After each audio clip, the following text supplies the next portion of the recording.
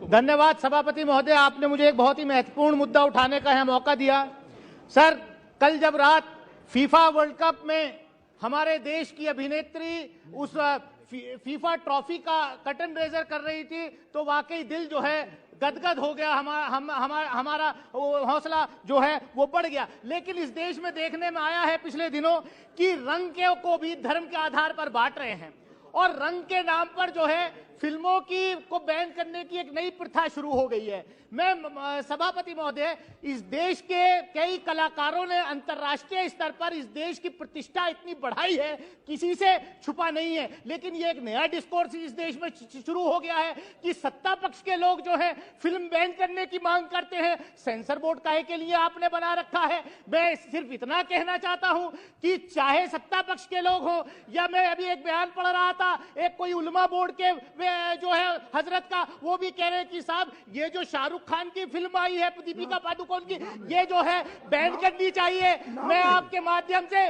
सिर्फ इतना कहना चाहता हूं कि फिल्मों को बैन करने का काम जो है और देखिए साहब, आप तो मैं कहता हूं उन लोगों को जो इसकी बैन करते, कई इस सदन के अंदर कई ऐसे कलाकार साथी हमारे सदस्य हैं जिन्होंने भगवा रंग के साथ कलाकारी का अपना हुनर दिखाया और शायद इसी हुनर को देखते हुए वो आज इस सदन के अंदर आए हैं। मैं समझता हूं कि सनातन धर्म कोई इतना कमजोर नहीं है कि एक कलर रंग का कपड़ा पहन के अगर कोई कलाकार एक्ट करता है धर्म संकट में आ जाएगा, या इस्लाम इतना कोई कमजोर धर्म नहीं है कि कोई फिल्म में एक सीन से कोई धर्म का जो है खतरे में आ जाएगा। मेरी आपके माध्यम से सरकार से मांग है कि आप ये डायरेक्शन दे कि जो फिल्म सेंसर बोर्ड से रिलीज होती है उस फिल्म के बारे में इस तरीके की धमकियां।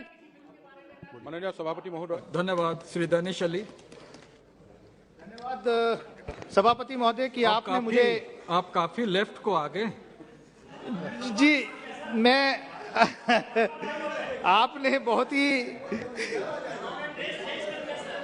सर वो ड्रेस इसलिए चेंज किया कि ये निशिकांत जी का या बीजेपी भाजपा वालों का कोई पेटेंट नहीं है सैफरन कलर पहनना, इसलिए मैं ये पहन के आया हूं, जानबूझ के पहन के आया मैं। आप लेफ्ट में थे, राइट को आ गए।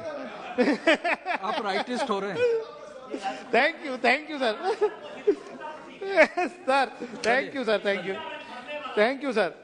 वो हमारे झंडे में भी है, ये जो है हरा सफेद केसरिया राष्ट्रीय ध्वज में भी है, जिस राष्ट्रीय ध्वज का ये लोग विरोध करते रहे आजादी के 50 साल से ज्यादा बाद तक भी, विधेयक के ऊपर है ना। विधेयक संघ के हेडक्वार्टर पे राष्ट्रीय ध्वज नहीं फहराया इन्होंने। Please speak on the bill. Yes, धन्यवाद सभापति महोदय कि आपने मुझे एक इतने इम्पोर्टेंट बिल पर बोलने का मौका दिया। ये बिल जो है ये कर्नाटक के अंदर जो बेटा कुर्बा कम्युनिटी है उसको शेड्यूल ट्राइब की लिस्ट में शामिल करने के लिए यह बिल लाया गया। और मैं देख रहा हूं कि पिछले 4 दिन से ये अलग अलग स्टेट स्पेसिफिक बिल्स लाए गए हैं, जबकि शेड्यूल ट्राइबल मिनिस्ट्री एक कॉम्प्रिहेंसिव बिल भी ला सकती थी, लेकिन उसमें मैं नहीं जाना चाहता। ट्राइबल अफेयर्स मिनिस्ट्री उसमें प्रोरोगेटिव में मैं नहीं जाना चाहता। मैं इतना ही कहना चाहता हूं कि आदिवासियों का इस देश की जल जंगल जमीन के असली अधिकारी इस देश के आदिवासी कम्युनिटी होती है, लेकिन पिछले कुछ वर्षों से यह देखने में आया है कि जो सरकार के क्रोनी कैपिटलिस्ट दोस्त होते हैं उनको फायदा पहुंचाने के लिए ट्राइबल कम्युनिटी को डिस्प्लेस करके इंडस्ट्री के नाम पर उनको जो है माइनिंग के नाम पर उनको जो है डिस्प्लेस किया जाता है। मैं जो बिल लाया गया है उस बिल के समर्थन में खड़ा हूं। ये पॉइंट ऑफ ऑर्डर जो है निशिकांत दुबे जी, इनकी पार्टी को जब मैं एक्सपोज करने खड़ा होता हूं हमेशा इनको ये बीमारी है, हमेशा खड़े हो जाते हैं। That will be decided by the chair. That is what sir बिना बात डिस्टर्ब करते हैं। मैं सभापति महोदय, ये इनको जो मतलब सच्चाई जो है छुपती है, मैं सच्ची बात कह रहा हूं कि ये जो मौजूदा सरकार है ये आदिवासी विरोधी है।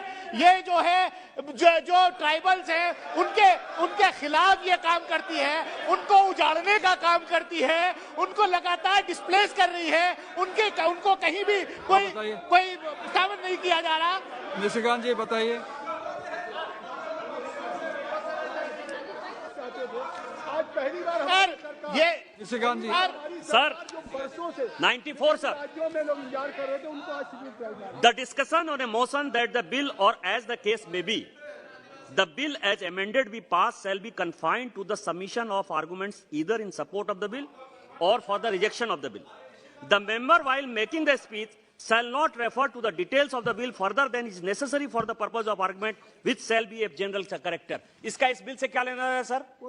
कि किसको माइन दे गया, नियमगिरी दे दिया? मैं बता दूं कांग्रेस ने जिंदल को कैसे दे दिया माइंस, कैसे किरुबुरु में दे दिया, ये उसको सपोर्ट कर रहे हैं।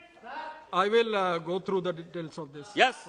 Yes, please continue. Please बहुत continue. अच्छा है कि आज निशिकांत जी ने ये बात कही कि बिल पर जो बात होनी चाहिए वही होनी चाहिए। मैं चाहूंगा, चेयर से अपील करूंगा कि निशिकांत जी के जितने बिल पर भाषण आज तक इस सदन में हुए हैं उनकी भी स्क्रूटनी होनी चाहिए कि वो बिल पर बोलते हैं या पॉलिटिकल भाषण देते हैं। मैं कहना चाहता हूं there can be not be two yardsticks. अभी पिछले दिनों 3 दिन पहले बोल रहे थे, बिल से बिल्कुल अलग बोल रहे थे। मैं सभापति महोदय मैं अपनी बात पर आना चाहता हूं। इनका काम डिस्टर्ब करने का था, वो इन्होंने कर दिया, लेकिन मैं डिस्टर्ब होने वाला नहीं हूं।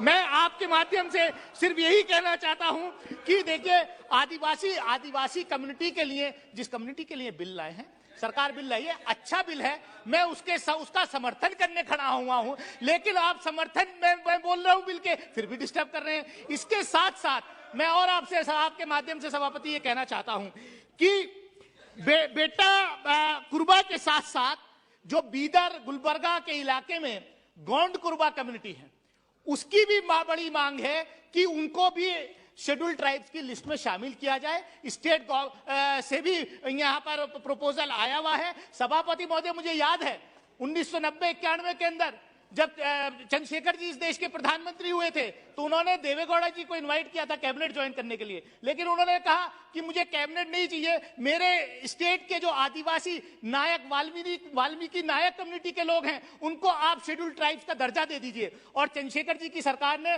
शेड्यूल ट्राइब का दर्जा उनके कहने पर दिया।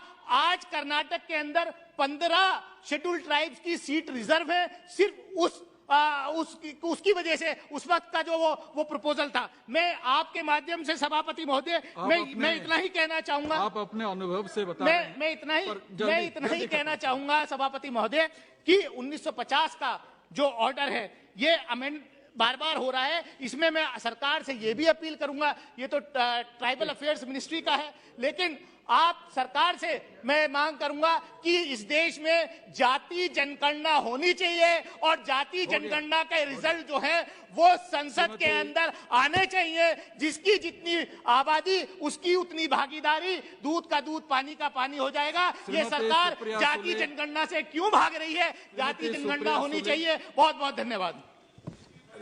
Sir, thank you very much.